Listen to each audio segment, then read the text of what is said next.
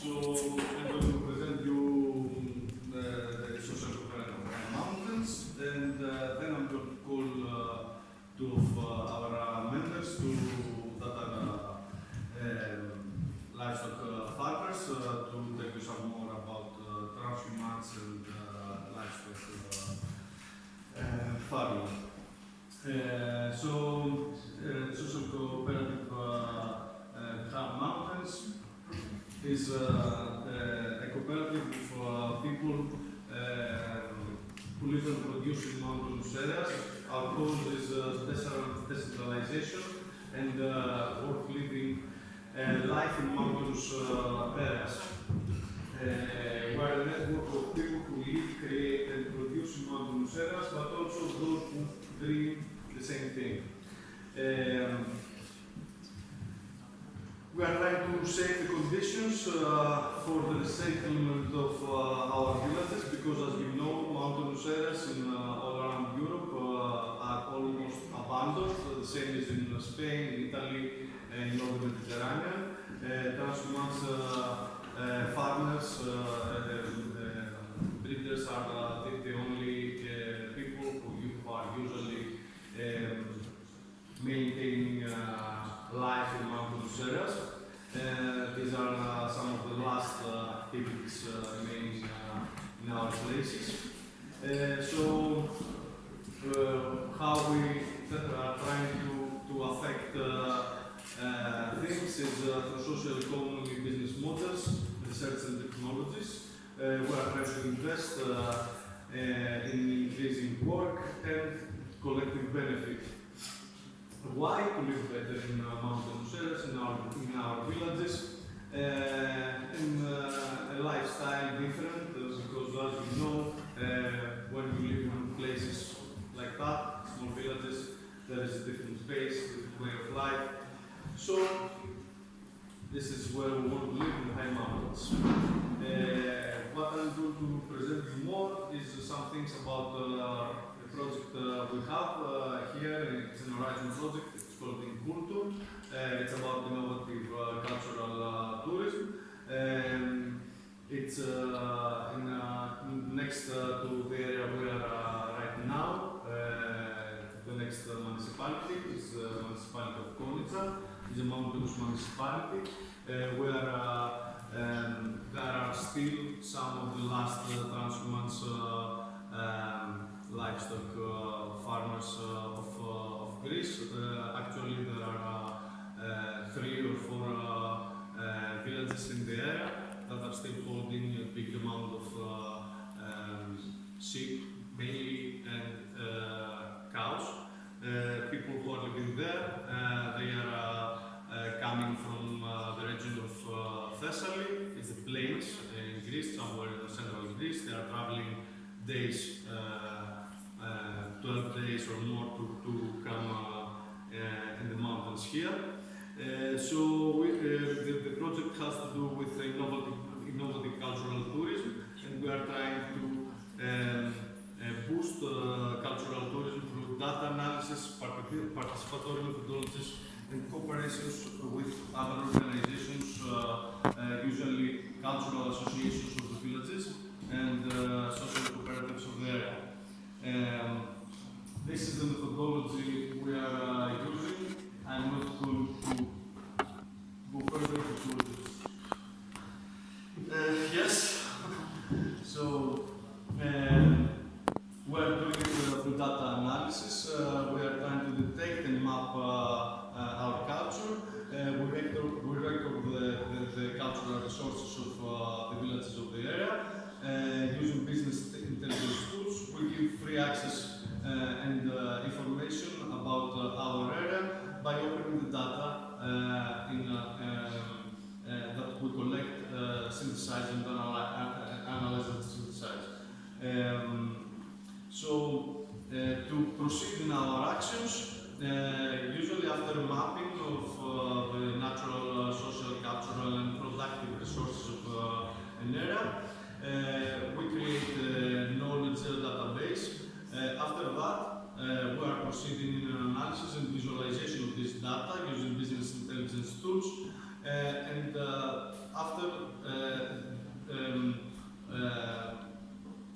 secure so that we can, based on them, development actions in the area.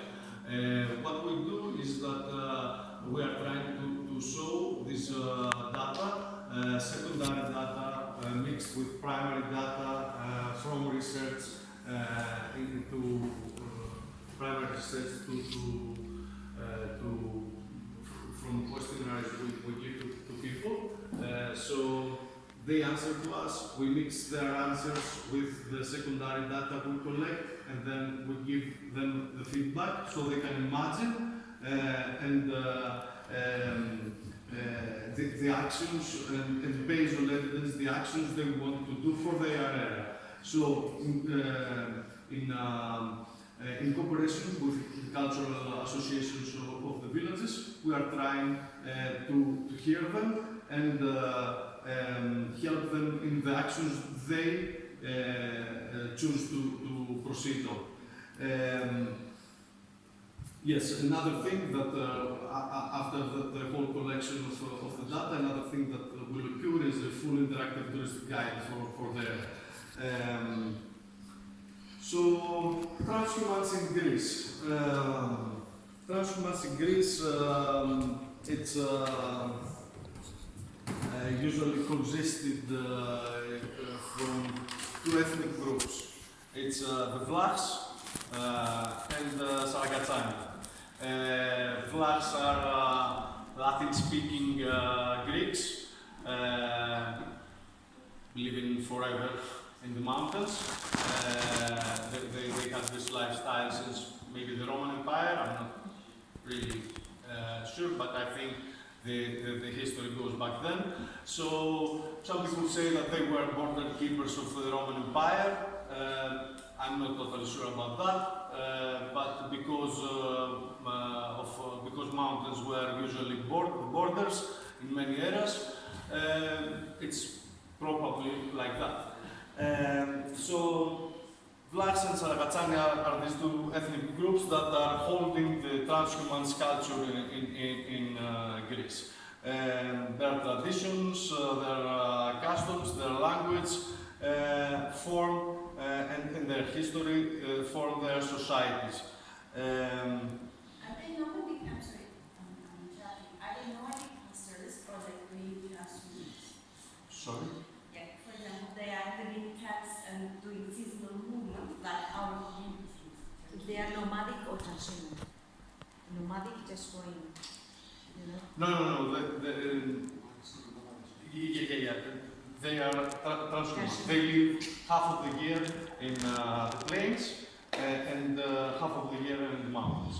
So, for example, these villages here, they have life from May until October. After that, there is only the guard of the village remaining there, and the people are taking their animals and they are going back to the plains. They're coming back next spring. So they're transhumans and not nomadic populations. Maybe some of them years ago were nomads, but Saragatsani were not nomads, but many years ago. After that, they took the same lifestyle, the transhumance lifestyle.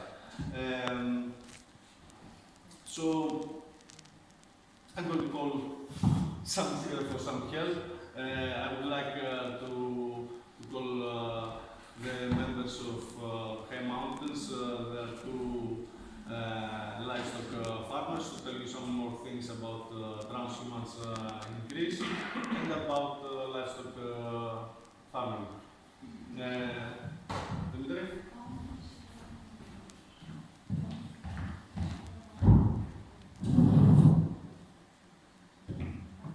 Hello to all of you from me. Παναγιώτα, την άλλη παρουσίαση.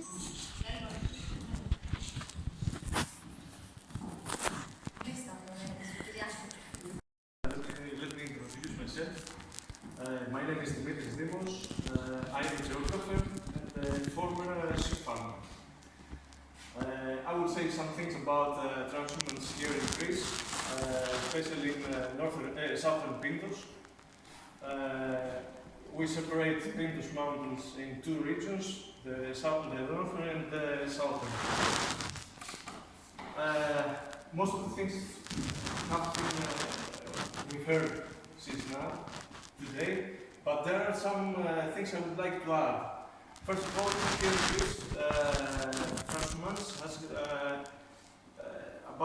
is about altitude movement. In winter, we are down in lowlands, and in summer, the herds go up to the mountains. 6 months each period. They had something that we didn't know, and I found out later that they have some fests that are very unique for them in for their movement.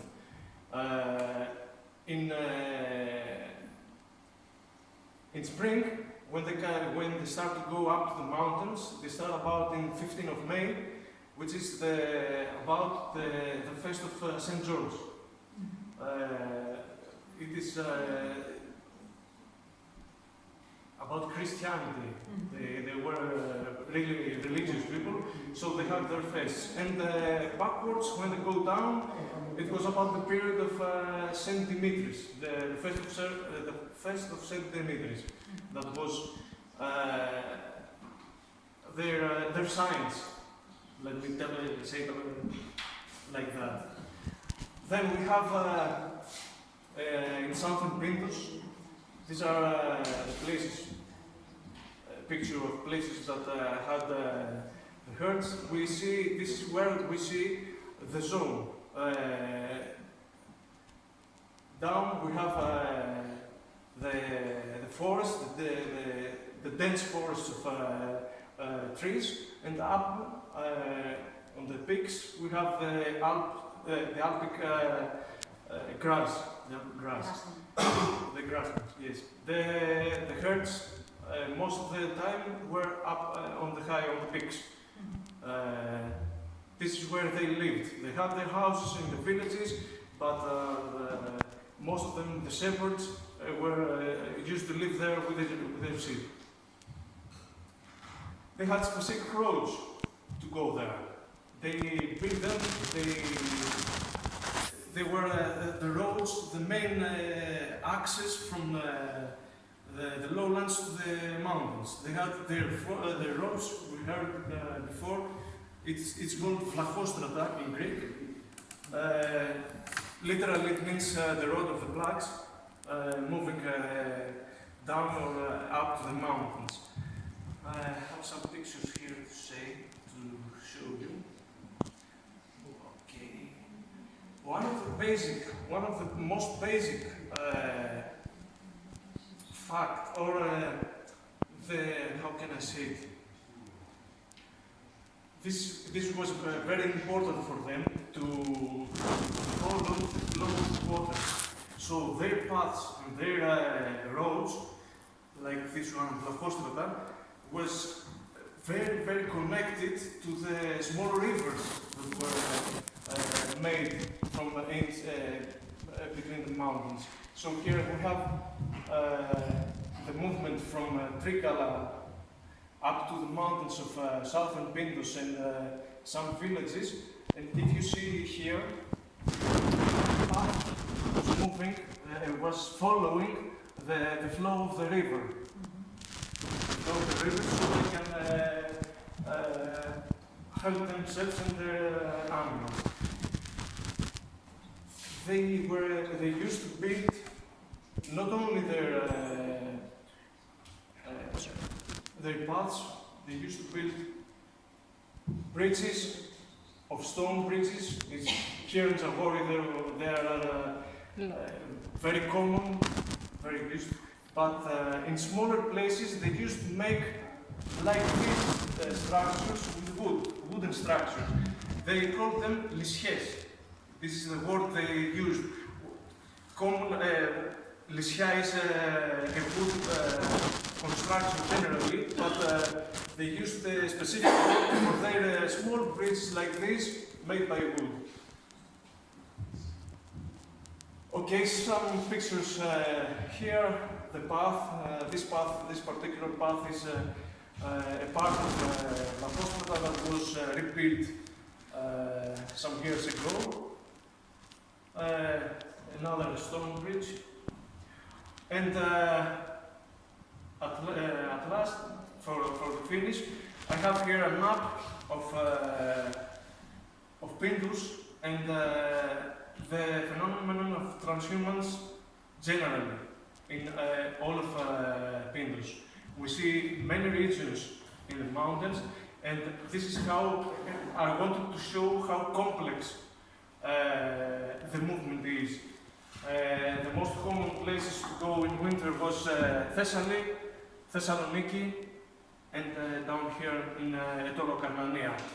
But if we see all the paths, all the herds, so many people moving around, the animals, the sheep, the herds, everything, it was like a cultural fest for them. Which now, last decades, it's almost gone, unfortunately. And now I have to show you some pictures, some old pictures from shepherds and the herds in the mountains. Milking, the traditional way of milking. Vlachostrata, the baths, a place made to collect water and drink. Potistra, I don't know the.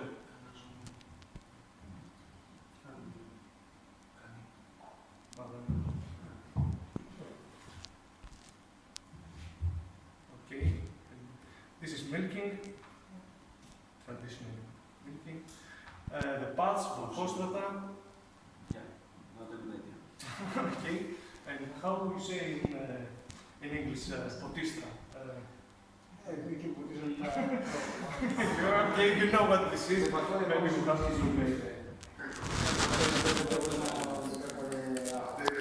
And another picture of a herd in my own village, in Asperpotamus, in Thesias Perpotamu.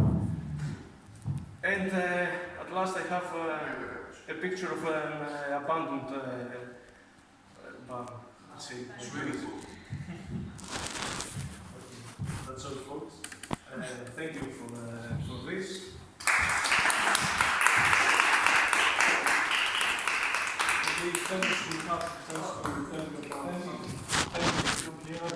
I can help.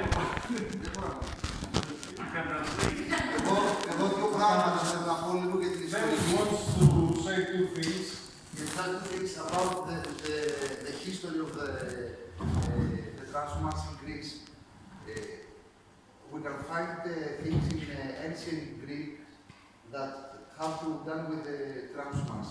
One of them is that Aristoteles was calling all the agriculture as Georgia, but the breeding was calling Zosa Georgia, living agriculture. Living because they used to move from place to place and use all the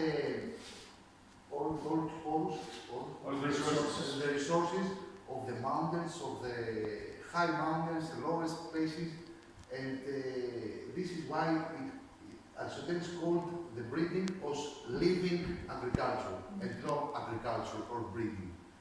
This is the one thing, and the second thing is that the transhumans have made a lot of species, different species, autochthonous species of sheep, of cows, of goats. This is the genetics camp.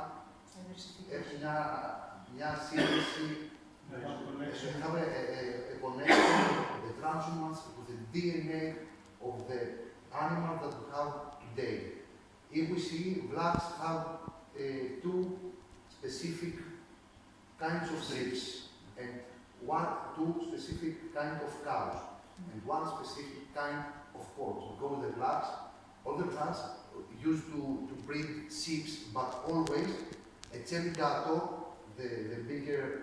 Celicato is a bigger entity of many shepherds connecting their herds. Usually, And it's like a cooperative. It was one. it was a big family. Let's say about this. The family, big family, had their boss and smaller brothers, sisters, fathers. All of them, they have their own breeds, and they put them together so they can handle better the jobs that they have to do, the sheep and the management. It was about management. It was a communal. Yes, Everyone who works was in the Celicato a community. had something like 5% from the sheep, from the goats, from ένα ποσοστό, a percentage from the whole animals. So they had the sheep that were used to transhumance on the mountains, but also they had 5 or 10 cows for the milk for the kids, 4, 5, 10 porks that used to move them with the sheep. This is, we find it in the history of Greece transhumance, that also the pigs was walking on the road and going up to the mountains. And, Yes? and there was a black pork on the all Mediterranean. Spain have black pork, Italy have black pork, we have black pork. All the Mediterraneans have black pork. So They walk with the sheep, and Omeros says about the use of the oak trees and the nuts. yes, for the using it for feeding the porks and the sheep. They used to feed and the sheep and the porks with. That's the secret for the good ham, And, the good Spanish ham. Something really important in this thing is that Celicato were independent communities, independent. Yeah. Economically, all the way. Self-administrated. Yes, self-administrated. And they were keeping records and books of all economic activities. Επίσης, ένα τελευταίο δεν μπορώ να το πω ψηφικά, μετέφρασετε ότι αυτό που σου έλεγα πριν, ότι το 700 π.Χ. υπήρχαν συγκεκριμένα δικαστήρια που επιλύανε τις υποθέσεις των μετακινήσεων. In 700 before Christ, there was certain courts that they were resolving the cases of transhumance. Only for transhumance, nothing else. Yes, the Mesta that was created in 13th century in Spain, they had their own independent system as well. Yes. And it lasted several centuries. But now we have Now it's so. Και να πούμε και πώς κερδίζαμε τα μονοπάτια, με ξύλο, με μπονιές, με κλωτσές και πυροβολισμούς. Πώς απλωνόταν το κοπάδι. Now livestock breeding is not sustainable anymore because it's not a communal thing. Yes, there is not such thing. So farmers are standing alone and they cannot manage all these jobs that need to be done and they cannot produce, so they have to buy food for their animals. They cannot make cheese because it's another job, so they would need more people to do this job, so they just sell milk. They cannot cut the meat, they cannot handle all these jobs, so they just sell wool, or they don't, they throw it. They cannot manage the wool because the wool was also being processed by the families. They were making their clothes, their carpets, everything.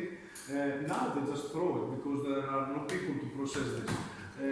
So what we think is that going back or forward in cooperation, in a cooperativism, or in a communal management of the resources and also of the livestock with animals, it maybe will make us us more sustainable as communities and also as European or Mediterranean countries that nowadays we have resource problem and yes, one thing we do in Trashumancia y Naturaleza, we are members of the National Association of Common Systems. And we started to that because we think communal management for water irrigation, for grazing management, etc., can be really a solution for new challenges as well, for social sustainability and creation of new rural economies. And that is actually something that is really growing because I think it can be a really solution for that kind of individuality that has been promoted in the last decades and is not working anymore. So I think we needed to find new solutions for the situation nowadays, and I think that can be one of the good options. So we really had a lot of good job to do in front of us. And then to finish, one thing that I think that we haven't said about the transhumance of the animals. Transhumance increase the income. Τις εισρωές ζωοτροφών, φαρμάκων, the input of food, of food seeds. We have to buy corn from Ukraine or America. We have to buy soya from America. But yes, the transhumance decrease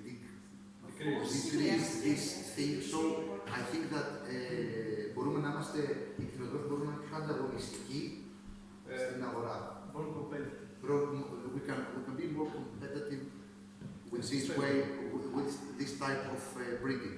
Yeah, actually with the price of the diesel now and the gas and petrol, some human shepherds say they started again to grow food, yes. So it's you know, we have big changes. The future is the past. I think that the future is the past. We call the transhumance a retro-innovation tool because it's something, taking something from the past to give solution to new challenges. So that is, we consider that is a retro-innovation kind of tool.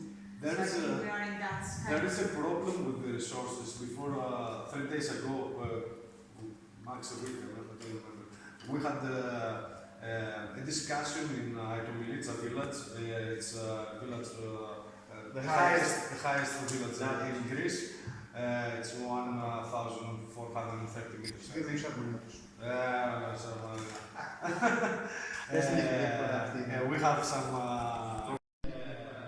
We have some. Who is now? So there is an issue there. You know, if you are high, there are waters running from here and there. So now there are problems there because, well, you know, these resources, as the fields, the grazing fields, were always being administrated by the communities of people who were grazing their animals there. And also the administration was very democratic. So a certain amount of animals would go to a certain grazing place which had these capabilities. So they don't overuse the land and the resources. So they did it for many years with big success, and they retained the biodiversity. Maybe they raised the biodiversity of these areas. No, maybe. They raised it. Yes. Yes. Depending on the animals. Yeah. All the animals. All the animals. Even more. Okay. So now the problem they have there is that they cannot use their resources anymore. The streams that are coming down from Maito Milica are all to be privatized for energy reasons, for hydroelectric plants to come.